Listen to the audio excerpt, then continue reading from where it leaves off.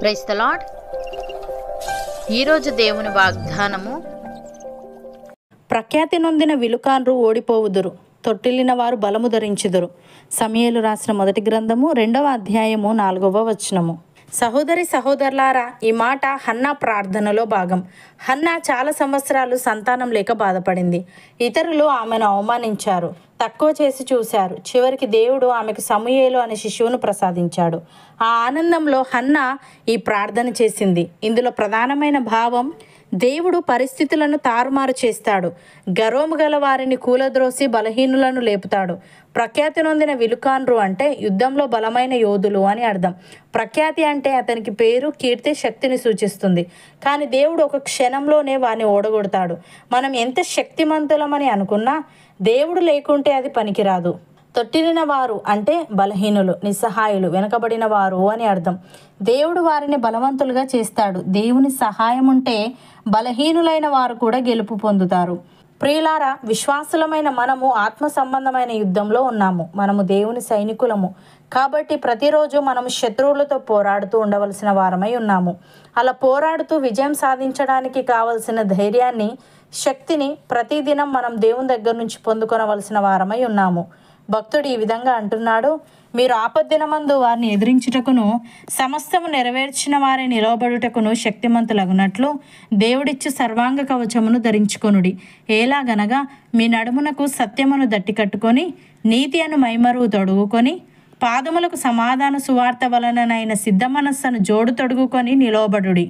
ఇవన్నీయుగాక విశ్వాసమును డాలు పట్టుకొనుడి. దానితో మీరు దుష్టుని అగ్నిబాణములన్నింటినీ ఆర్పుటకు శక్తిమంతులవుదురు.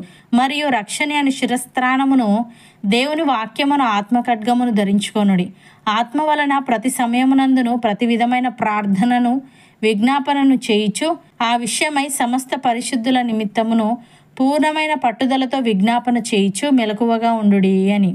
ప్రియులారా, దేవుడు యథార్థవంతుడు, యెహోవా వాక్కు నిర్మలము. తన శరణు జొచ్చు వారికి అందరికీ ఆయన కేడెము. యెహోవా తప్ప దేవుడేడి? మన దేవుడు తప్ప ఆశ్రయదుర్గమేది? మనకు బలము ధరింపజేయువాడు ఆయనే, మనలను యథార్థ మార్గంలో నడిపించువాడు ఆయనే. ఆయన మన కాళ్ళు జింక కాళ్ళ వలె చేయుచున్నాడు. ఎత్తైన స్థలముల మీద మనలను నిలుపుచున్నాడు. మన చేతులకు యుద్ధము చేయ నేర్పువాడు ఆయనే. మన బాహువులు ఇత్తడి విల్లును ఎక్కుపెట్టును. ఆయన రక్షణ కేడమును ఆయన మనకు అందించుచున్నాడు. ఆయన కుడి చెయ్యి మనలను ఆదుకొనెను. ఆయన సాత్వికము మనలను గొప్ప చేసెను. అపోస్తలుడైన పౌలు కొరంతీలకు వ్రాస్తూ ఈ విధంగా అంటున్నాడు, ఎటుబోయినను శ్రమపడుచున్నను ఇరికింపబడు వారము కాము, అపాయములోనున్నను కేవలము ఉపాయము లేని వారము కాము, తరమబడుచున్నను దిక్కులేని వారము కాము, పడద్రోయబడినను నశించు వారము కాము. యేసు యొక్క జీవము మా శరీరమందు ప్రత్యక్షపరచబడుటకై యేసు యొక్క మరణానుభవమును మా శరీరమందు ఎల్లప్పుడూ వహించుకొని పోవచ్చున్నాము. ఏలైనగా యేసు యొక్క జీవము కూడా మా మర్తి శరీరమునందు ప్రత్యక్షపరచబడినట్లు సజీవులమైన మేము ఎల్లప్పుడూ యేసు నిమిత్తము మరణమునకు అప్పగింపబడుచున్నాము. కావున మాలో మరణమును మీలో జీవమును కార్యసాధకమవుచున్నవి అని. సహోదరి సహోదరులారా, దేవుని జ్ఞానానుసారముగా లోకము తన జ్ఞానము చేత దేవునిని ఎరగకుండినందున సువార్త ప్రకటనయను వెర్రితనము చేత నమ్మువారిని రక్షించుట దేవుని దయాపూర్వక సంకల్పమాయను. యూదులు సూచక క్రియలు చేయమని అడుగుచున్నారు, గ్రీసు దేశస్థులు జ్ఞానము వెతుకుచున్నారు. అయితే మేము సిలువ వేయబడిన క్రీస్తును ప్రకటించుచున్నాము. ఆయన యూదులకు ఆటంకముగాను అన్యజనులకు వెర్రితనముగాను ఉన్నాడు గాని యూదులకేమి గ్రీసు దేశస్థులకేమి పిలువబడిన వారికే క్రీస్తు దేవుని శక్తియును దేవుని జ్ఞానమునై ఉన్నాడు. అవును అన్నవారు నాతో పాటు ప్రార్థనలో ఏకీభవించండి. పరిశుద్ధుడా, ప్రేమగల తండ్రి, ప్రఖ్యాతి నొందిన విలుకాండ్రు ఓడిపోవుదురని, తొట్టిల్లిన వారు బలము ధరించుదురని, మేము ఎంత శక్తిమంతులమని అనుకున్నా నీవు లేకుంటే అది పనికిరాదని, నీ సహాయం ఉంటే బలహీనులైన వారు కూడా గెలుపొందుతారని నీవు తెలియజేశావు. తండ్రి, నీకు స్తుతులు.